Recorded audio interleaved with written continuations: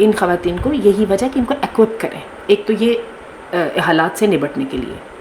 دوبارہ یہ بات کروں گی کہ جب جہاد فرض ہو جاتا ہے نا، ہر ایک پر اپنے ٹائپ کا جہاد ہوتا ہے۔ پیلسٹینینز پر اپنے ٹائپ کا جہاد ہے، لیبنیز پر اپنے ٹائپ کا جہاد ہے، دور بیٹھے ہوئے پاکستانیوں پر اپنے ٹائپ کا جہاد ہے، سعودیوں پر اپنے ٹائپ کا جہاد ہے۔ ہر بندہ پھر اس کو بھی کیٹیگرائز کرتے جائیں، مردوں پر اور طرح کا جہاد ہے، اور جہاد ہے، عورتوں پہ اور طرح کا جہاد ہے، مردوں پر بوڑھوں پر اور طرح کا جہاد ہے، بچوں پر اور طرح کا جہاد ہے، ٹھیک ہے۔ اس کے بعد پھر شعبوں میں بھی آ جائیے، تو فوج کے شعبے کے اندر خاتون چاہیے، نیڈ آف دی ٹائم، اس سے منع کیا کرنا ہے، یہ اس کی ضرورت ہے۔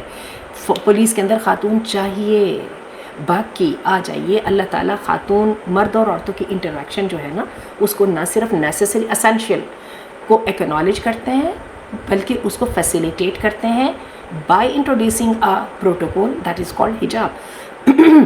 حجاب کا پروٹوکول انٹروڈیوس کرانے کا مطلب ہی مرد اور عورتوں کی انٹریکشن ہے، ٹھیک ہے۔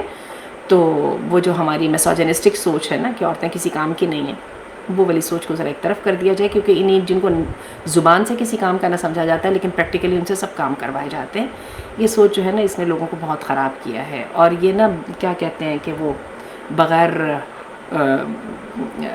وہ جو ہوتا ہے نا کہ ثواب کے بغیر کے روزے ہوتے ہیں، ٹھیک ہے نا۔ تو بات یہ ہے کہ جو آرگنائزیشن، مسلمان آرگنائزیشن خواتین سے کام کر رہی ہیں، وہ اس سے ویل اویئر ہیں کہ کیا کیا حدود ہیں، کیا کیا قواعد ہیں۔